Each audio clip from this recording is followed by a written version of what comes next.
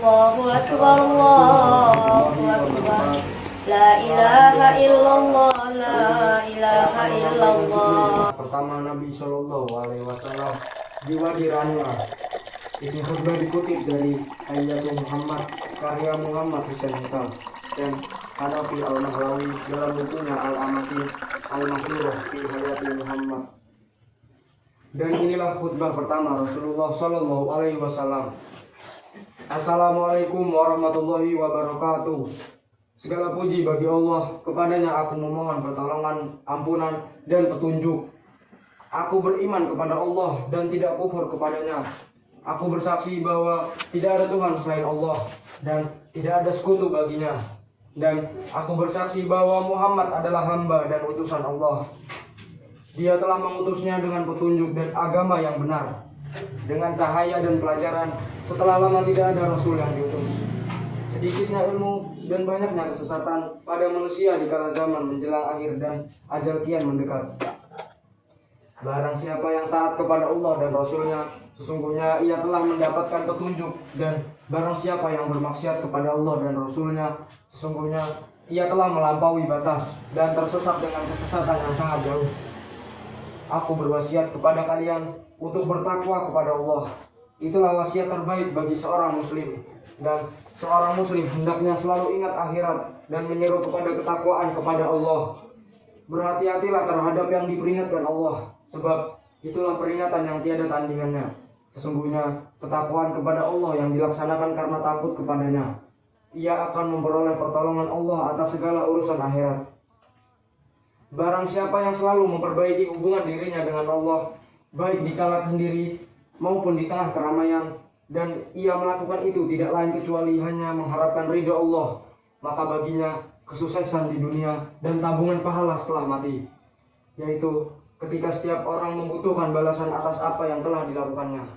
Dan jika ia tidak melakukan semua itu, pastilah ia berharap agar masanya menjadi lebih panjang.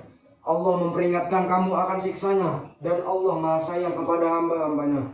Quran Surah Al-Imran ayat 30. Dialah zat yang benar firman dan benar firman-Nya, melaksanakan janjinya, dan semua itu tidak pernah teringkari. Allah berfirman, keputusan di sisiku tidak dapat diubah, dan aku sekali-kali tidak menganiaya hamba-hambaku. Quran Surah Qaf ayat 29. Karenanya bertakwalah kalian kepada Allah dalam urusan sekarang maupun yang akan datang, dalam kerahasiaan maupun terang-terangan. Sesungguhnya barang siapa yang bertakwa kepada Allah, niscaya dia akan menghapus kesalahan-kesalahannya dan akan melipat gandakan pahala baginya. Quran Surah At-Talaq ayat 5. Barang siapa bertakwa kepada Allah, sungguh ia telah memperoleh kemenangan yang besar. Quran Surah Al-Ahzab ayat 71. Sesungguhnya ketakwaan kepada Allah menghindarkan dari kemarahan, hukuman, dan murkanya. Takwa kepada Allah akan membuat wajah bersinar terang, membuat Allah ridho dan meninggikan derajat. Lakukanlah dengan sepenuh kemampuan kalian dan jangan sampai kurang di sisi Allah. Dia telah mengajarkan kepada kalian dalam kitabnya dan membentangkan jalannya untuk mengetahui siapa yang benar dan untuk mengetahui siapa yang dusta. Quran Surah Al-Ankabut ayat 3. Maka berbuatlah baiklah sebagaimana dia berbuat baik kepada kalian, dan musuhilah musuh-musuhnya.